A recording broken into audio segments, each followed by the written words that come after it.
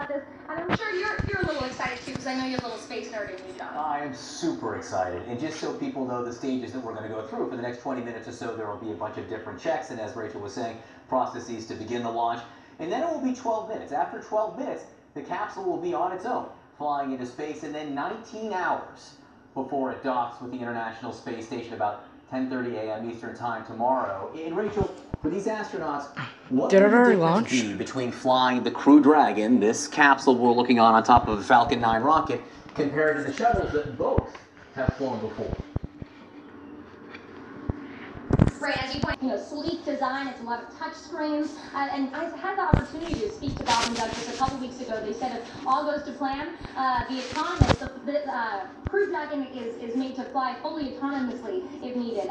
So, that potentially makes our job much easier. On this test flight, they will in fact be testing the manual override of the autonomous capability, so they will be actually piloting the capsule several times throughout the journey themselves. But on Demo 1, which was a test flight of this system a year ago, they actually recorded the sound inside of the capsule, so Bob and Doug could, test that out and actually run through the simulator with that audio, so they knew what to expect. And apparently it's quite loud, so they're expecting a smoother ride, but a bit of a louder ride, John. The goal, obviously, in all the training is to make it be exactly like it is in real life, so that nothing is new when it happens now in about 18 minutes. Rachel, we're seeing this white smoke drifting away from the launch pad there. Explain what that is. As I said, the fuel is being loaded right now onto the Falcon 9. Over 1 million pounds of liquid oxygen, they call it LOX, and RP1, which is the kerosene. And so what you're seeing right there is the liquid oxygen boiling away. So that's why they try and do that loading, load and go, they call it, right before launch, so to prevent as much of the fuel from boiling off as possible. So that's what you're seeing, that smoke. That's completely normal and to be expected. You see that also with their cargo missions. So whenever Falcon 9 launches, you see that smoke right there, John. All right, Rachel Crane at the Kennedy Space Center. We're at 17 minutes now, and if people remember from Wednesday, it was just under 17 minutes when that launch was scrubbed. So we're pretty close to being past where we were just a few days ago. Fingers crossed, Rachel. We'll be back with you in just a minute. The word from NASA just a short time ago was there is now a 70% chance of favorable weather conditions for launch. This is up from a previous 50% chance of favorable weather. So let's go straight to meteorologist Allison Chinchar in Atlanta for more on the weather. Allison. Yeah, one of the key components too is they're only giving it about a 10% chance of lightning. Now remember, lightning was one of the major factors on Wednesday's scrub, so this is good news. But keep in mind, it's not just the lightning at the surface. They also have to keep an eye on something called the electric field mill. Basically what they're looking at is the electric charge in the atmosphere anywhere in the vicinity of this region, not necessarily right at the launch pad. You can see we have a couple of storms out there in the vicinity. Most of them are now starting to slide south of Cape Canaveral. There is still a little bit of lightning within some of those particular storms, but the point is that they're headed in the right direction, which is away from Cape Canaveral. Still something they're going to have to keep a close eye on. Again, these are pop-up storms, which means they can pop up at a moment's notice, and it's often like many people say, when you have a pot of boiling water, bubbles will come, but it's hard to figure out exactly where those bubbles are going to pop. Here's a look at 3:22. The official forecast is expected to be scattered showers and thunderstorms, winds out of the southeast, maybe about 8 to 10 miles per hour, at temperature into the low 80s. Again, as of now, things are looking good, but it's not a 100% guarantee. Now, according to the 45th Weather Squadron, these are the people that make those decisions at NASA. Again, the primary concerns are still going to be flight through preset, and again, keeping an eye on the thunderstorms in the general vicinity area, the weather right around the launch pad, though, John, we talked about this before. They also have to monitor the weather across over 50 locations stretching from the east coast of the United States, Canada, all the way up to portions of Northern Ireland, and that does include areas of the Atlantic Ocean.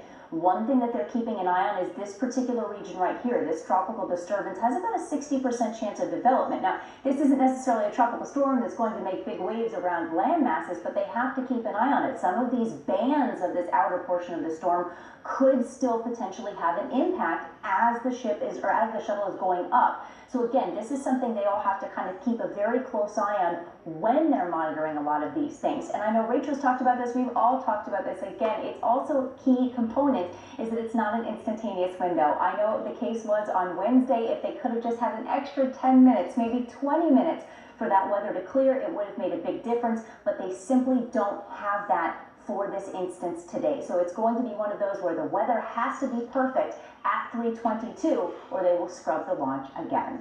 All right, Allison Chinchar, thank you for that update. Just so people know, we are now past where they were on Wednesday when they scrubbed the launch. 14 minutes to go until the Crew Dragon capsule launches on top of that Falcon 9 rocket. Allison, thanks for being with us. We were told that President Trump is now at the Kennedy Space Center for the launch. Our Boris Sanchez is there. Boris. Hey there, John. Yeah, President Trump arriving at the Kennedy Space Center just a few moments ago. The president, before arriving here, saying that he feels an obligation to be on hand for this launch.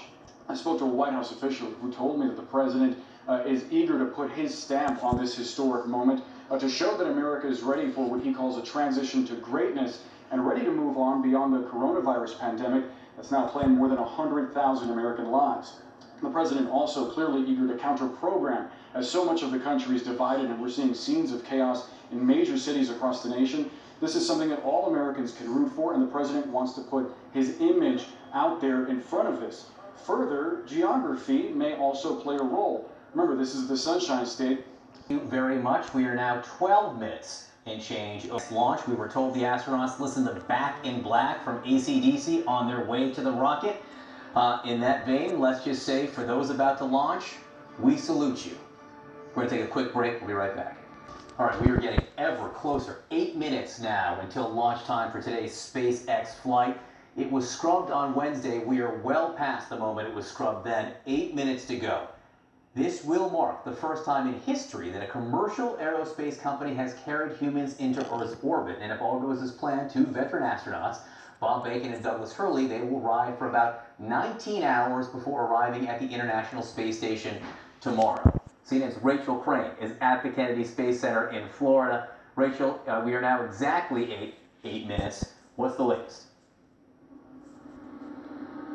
Well, John, as you pointed out, we're just 8 minutes away from the scheduled liftoff of 3:22 local time here at Kennedy Space Center. And you know, typically we would be seeing tons and tons of people flooding out of buildings all around us, coming out to watch what we all are thinking is going to be the historic launch of Crew Dragon here today. But those crowds aren't here at Kennedy Space Center. That's because, of course, this launch is happening during the corona pandemic. But I gotta tell you, despite not having those crowds, despite just having a handful of media here to cover this, as opposed to, you know, over 1,500 people that normally would be covering this, you feel energy in the air. That's because it actually feels like this rocket is about to take off, that history is about to be made today, that once again, America will have a homegrown way of ferrying our astronauts back and forth to the International Space Station. As you know, we've been reliant on the Russians since the retirement of the shuttle program in 2011 to transport our astronauts back and forth to the $100 billion investment we have in the International Space Station. And we paid the Russians over $4 billion over the years to do so.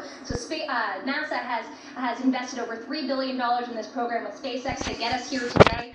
SpaceX is planned to fly 6 of these Crew Dragon missions for NASA under the current contract, and we're hoping that today, that's Demo 2, as they're calling it, this launch today is going to be a success. And as you pointed out, in a little over 19 hours from now, Doug Hurley and Bob Bacon should be rendezvousing with the International Space Station and making history. John? 6 minutes and 25 seconds and counting to go, Rachel.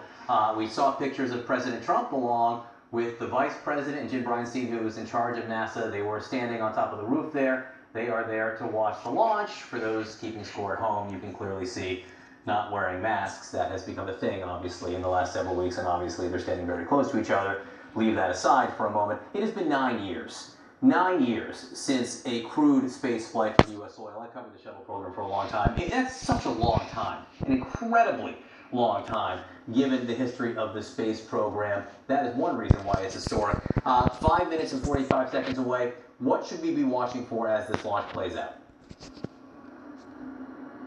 All right, so about 45 seconds to launch, you're going to hear the launch director say go for launch, but about 5 minutes before that, that's when it'll be in autonomous mode. About a minute before Falcon 9's onboard computers will take control, and it'll be counting down to, to the T-0 liftoff. 2 seconds before launch, that's when those 9 Merlin engines will ignite and have the thrust of 5 747s, about 1.7 million pounds of thrust at liftoff.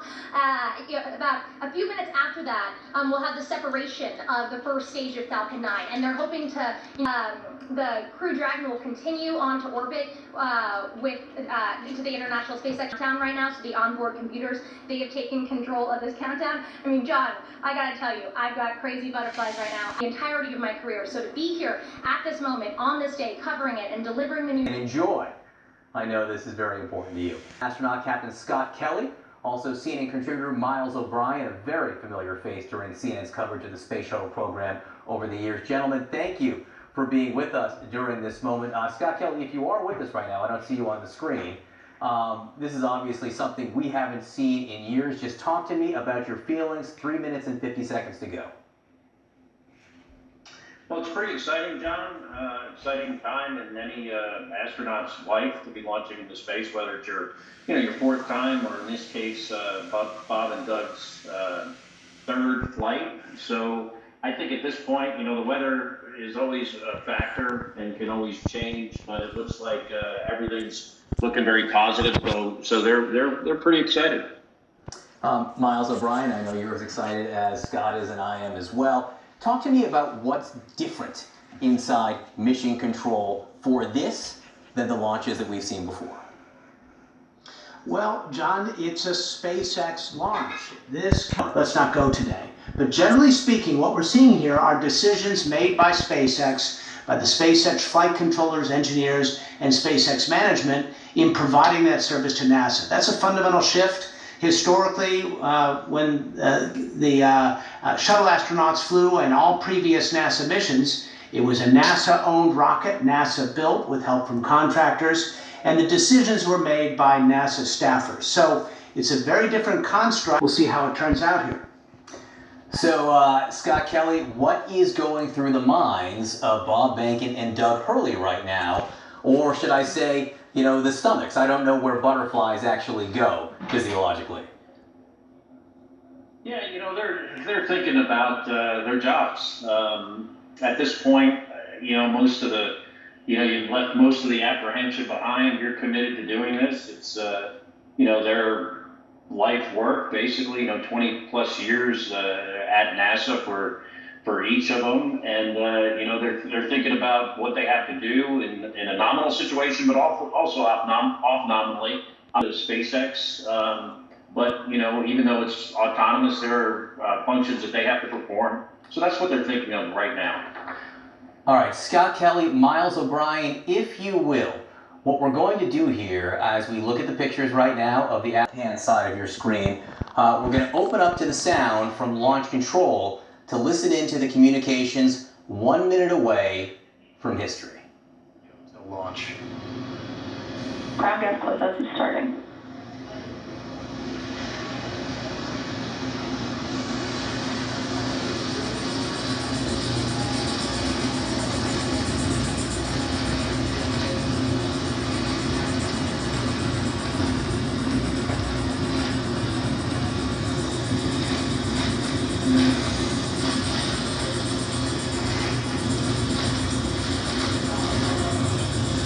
Falcon 9 is in startup.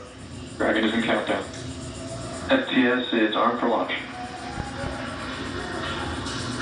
Under a minute now, the FTS, the flight termination system, has been armed. Dragon, SpaceX, go for launch. SpaceX Dragon, we're go for launch. Let's light this candle.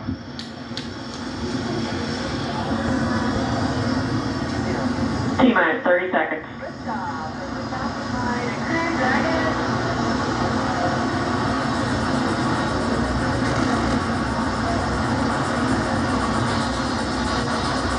Stage 1 tanks pressing for flight. T-minus 15 seconds. 10. 6. 5.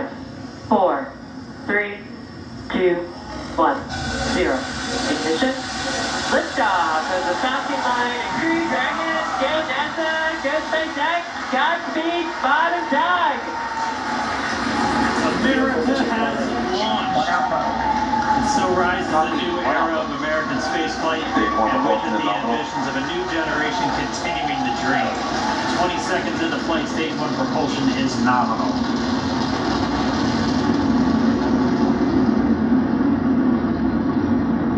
T plus 30 seconds into this historic mission. And Falcon 9, and look at them go.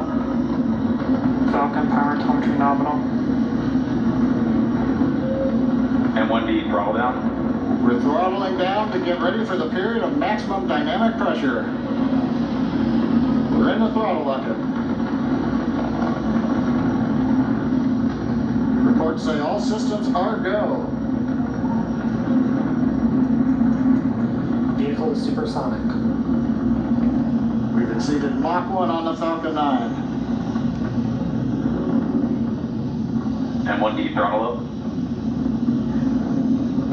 We're throttling back up to full power as we're through max Q. Copy 1 Bravo. And we heard that 1 Bravo call out. That's just the second abort zone that they're in. They'll continue to be on this until the first stage has done its job and they switch over to the second. At this point, Bob and Doug pulling about 2.3 Gs, 2.3 times the Earth's gravity, already moving at over 1,500 miles per hour. We've heard the call out for MVAC engine chill. That's getting the MVAC engine ready to light. That'll come at about 2:44 into flight. Right now, everything continuing to look good. Next major event coming up is going to be the triple. We'll have main engine cutoff of the 9 first stage engines, stage separation, and then ignition of the second stage engine to continue to carry astronauts into orbit. Coming up in about 20 seconds. And 1D throttle down.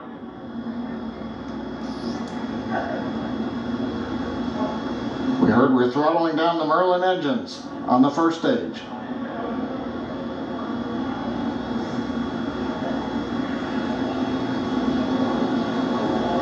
And we have Miko. Miko. Alpha. Falcon stage separation confirmed.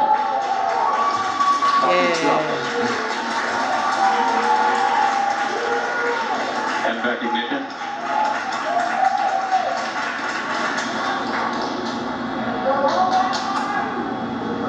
All right, we have stage separation confirmed. The first stage beginning its flight back. The second stage being powered by that single Merlin 1D vacuum engine has ignited and is now carrying Bob and Doug into orbit.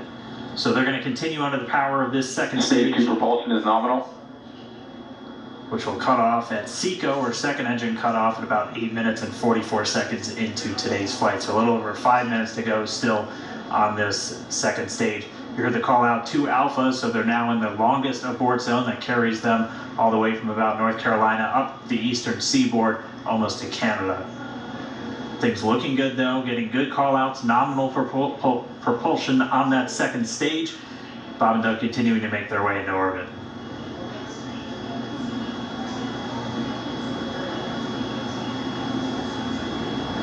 Dragon SpaceX nominal trajectory.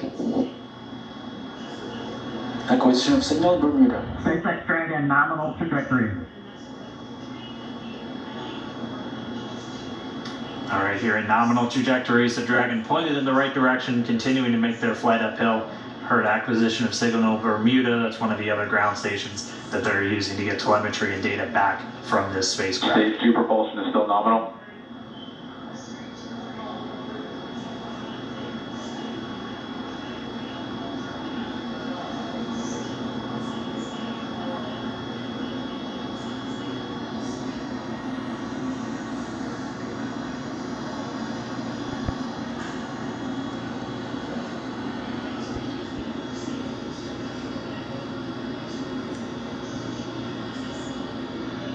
A little over 4 minutes, 40 seconds into the flight. Bob and Doug flying at more than 5,600 miles per hour. SpaceX nominal trajectory. Already almost 200 miles downrange from the Kennedy Space Center. Nominal trajectory continuing.